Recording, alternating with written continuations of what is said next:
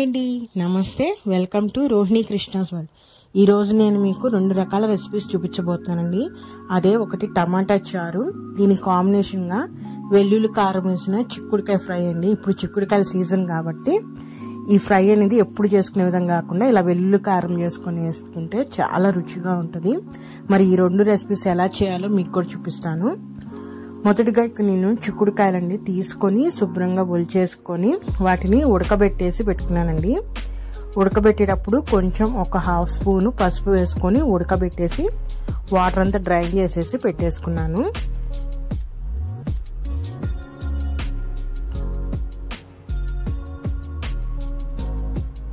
అలాగే ఫ్రైలోకి నేను ఒక ఉల్లిపాయ కూడా కట్ చేసి పెట్టేసుకున్నానండి.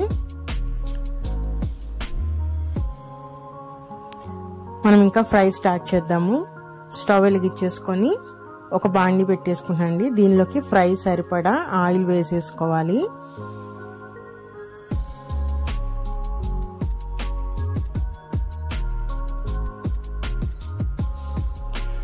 ఆయిల్ వేడెక్కగానే దానిలోకి తాలింపు వేసేసుకుంటానండి. ఆవాలు, మినప్పప్పు, అలాగే కొంచెం పచ్చిశనగపప్పు అండి, అలానే జీలకర్ర,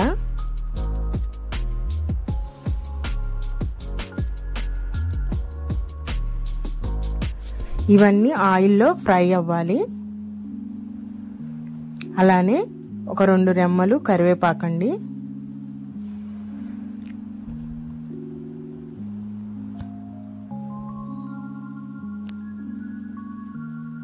తాలింపు వేయగానే ఒక ఉల్లిపాయ కట్ చేసి పెట్టినామండి, ఆ ఉల్లిపాయ వేసేస్తున్నాను నేను. ఈ ఉల్లిపాయ కూడా ఆయిల్లో మంచిగా ఫ్రై అవ్వాలి. ఉల్లిపాయ ఫ్రై అవ్వగానే దాంట్లోకి ఉడకబెట్టుకున్న చిక్కుడుకాయలండి, ఈ చిక్కుడుకాయలంతా ఆయిల్లో వేసేసి 1 నిమిషం పాటు ఫస్ట్ ఆయిల్లో చిక్కుడుకాయను ఫ్రై చేయాలండి.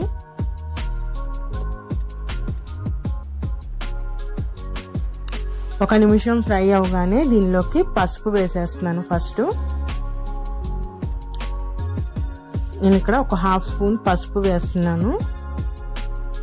అలానే ఫ్రైకి సరిపడా సాల్ట్ అండి, సాల్ట్ మొత్తం ఇక్కడే వేసేస్తున్నాను నేను. వేసేసి ఇప్పుడు ఈ పసుపు, ఉప్పు అనేది చిక్కుడుకాయకి మొత్తం కలిపేటట్టు బాగా కలిపేసుకోవాలి.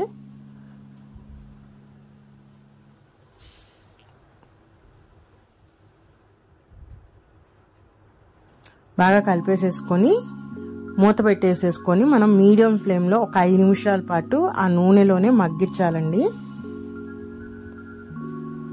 ఈలోపు మనము ఈ చిక్కుడుకాయ ఫ్రైకి కావాల్సిన కారం ప్రిపేర్ చేసుకుందాము.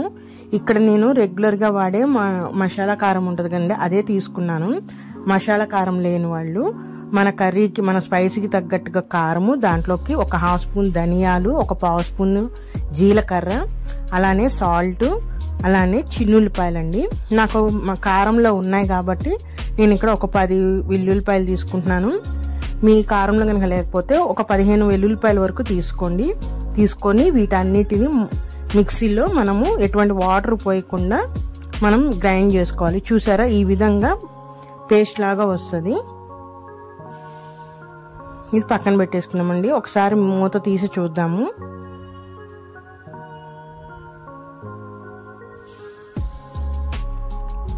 ఒకసారి చిక్కుడుకాయనంతా కలిపేసేసుకుందాము. ఈ విధంగా ఉప్పు, పసుపు వేసి నూనెలో మగ్గించడం వల్ల చిక్కుడుకాయకి ఆ ఉప్పు, ఆ సాల్ట్ అనేది పట్టి మంచి టేస్ట్ ఉంటుందండి. ఇప్పుడు ఈ కారం మొత్తము వేసేసుకోవాలి మనము.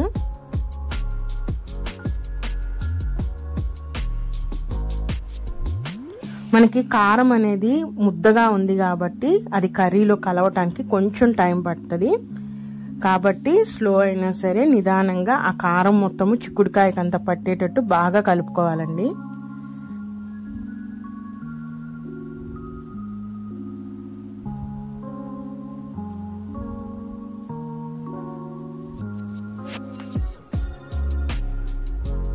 మీడియం ఫ్లేమ్లోనే ఉండాలి మనకి స్టవ్ అనేది, లేదంటే చిక్కుడుకాయ మాడిపోతూ ఉంటుంది. ఈ విధంగా కారం మొత్తము చిక్కుడుకాయలో కలిసే వరకు బాగా కలిపేసేసుకొని మూత పెట్టేసేసుకున్నాము. ఇప్పుడు సిమ్లో పెట్టేసుకోవాలండి, మీడియం నుంచి కూడా కాకుండా సిమ్లో పెట్టేసేసుకోవాలి. ఇది మనకి ఫ్రై అయ్యేలోపు నేను ఇక్కడ టమాటా చారు కూడా పెట్టేస్తున్నాను. దీనికోసం నేను ఇక్కడ బాగా మగ్గిన టమాటాలండి, ఒక మీడియం సైజు ఒక 4 టమాటాలు తీసుకొని ముక్కలుగా కట్ చేసేసి దాంట్లోకి ఒక చిన్న రెబ్బంతా చింతపండు అండి. ఆల్రెడీ ఇప్పుడు టమాటాలు బాగా పుల్లగా ఉంటాయి కాబట్టి చింతపండు కొంచెం వేస్తే చాలు. వేసేసి ఇదంతా మనము పేస్ట్ లాగా రెడీ చేసేసుకోవాలి.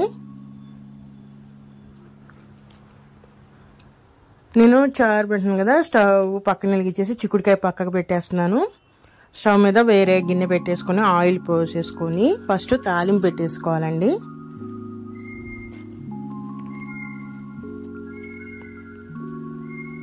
ఈ టమాటా చారు చిక్కుడుకాయ ఫ్రై కాంబినేషన్ చాలా బాగుంటుందండి. వేడివేడిగా తింటే ఇంకా చాలా రుచిగా ఉంటుంది. ఈ చలికాలంలో ఇలా వెల్లుల్లి కారం వేసిన కర్రీలు ఇంకా బాగుంటాయండి. అలాగే జలుబు అవి చేస్తాయి కదా, అలాంటప్పుడు ఈ వెల్లుల్లి కారం తినటం వల్ల కూడా మనకి నోటికి అనేది చాలా బాగుంటుంది. నూనె వేడెక్కగానే తాలింపు గింజలు, జీలకర్ర, అలానే ఎండుమిర్చి అండి.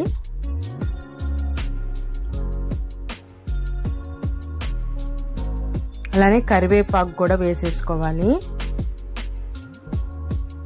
అలానే దంచి పెట్టుకున్న చిన్నుల్లిపాయలండి, నేను ఒక 5 చిన్నుల్లిపాయలు దంచి పెట్టుకున్నా, అవి వేసేసాను. కరివేపాకు వేసేసి ఈ తాలింపు అంతా ఒక 2 నిమిషాల పాటు వేయించాలండి మనం.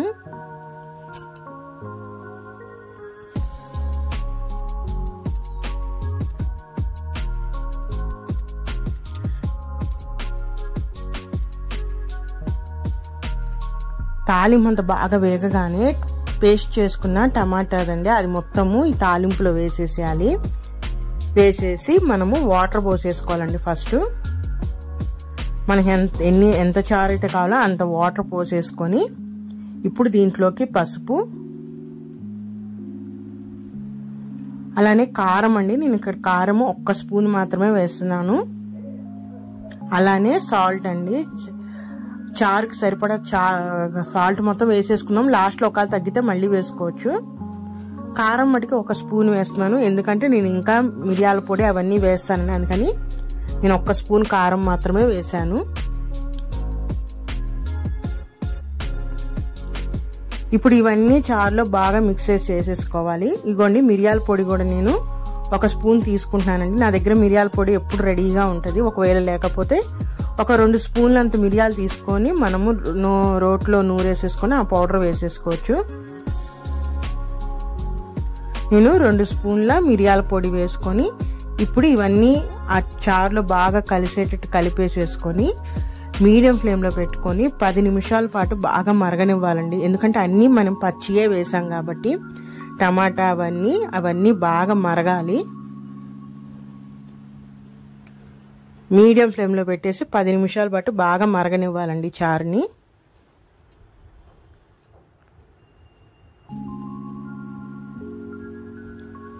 ఎప్పుడైతే ఇట్లా బాగా మరిగితే 10 నిమిషాలు ఆ టైంలోనే మనం ఒకసారి సాల్ట్ ఇక్కడే చెక్ చేసుకోవచ్చు.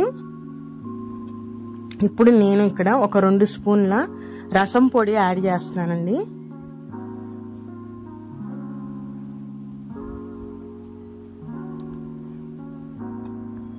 మీకు ఇన్ని కారాలు కాకపోతే మనం ఫస్ట్లో కారం వేసాం కదా, కారం తీసేసి మిరియాల పొడి మొత్తం వేసేసి ఇట్లా లాస్ట్లో రసం పౌడర్ వేసుకోవచ్చు. లేదా అసలు ఇవన్నీ కూడా వద్దనుకుంటే లాస్ట్లో రసం పౌడర్ని ఒక 4 స్పూన్ల వరకు వేసుకోవాలండి. క్వాంటిటీ అంత వేసుకొని ఇంకొక 2 నిమిషాల పాటు మరగనివ్వాలి. మనం రసం పొడి వేసాం కాబట్టి అది కూడా బాగా మరగనిచ్చేసి ఫైనల్గా కొత్తిమీర వేసేస్తున్నాండి. వేసేసి మనము జస్ట్ ఒక 1/2 మినిట్ పాటు అట్లా మరగనిచ్చేసి ఇంకా మూత పెట్టేసేసి స్టవ్ ఆఫ్ చేసేయటమేనండి. మన టమాటా చారు అనేది రెడీ.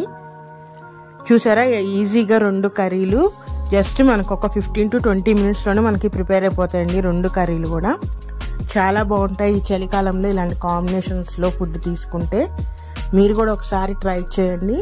టేస్ట్ ఎలా ఉందో చెప్పండి. మరి ఇదేనండి ఈరోజు రెసిపీస్ అయితే. నా రెసిపీ కనుక నచ్చితే ప్లీజ్ సబ్స్క్రైబ్ మై ఛానల్. అలానే లైక్ చేయండి, షేర్ చేయండి. ఉంటానండి మరొక మంచి వీడియోతో మళ్ళీ కలుస్తాను. బాయ్.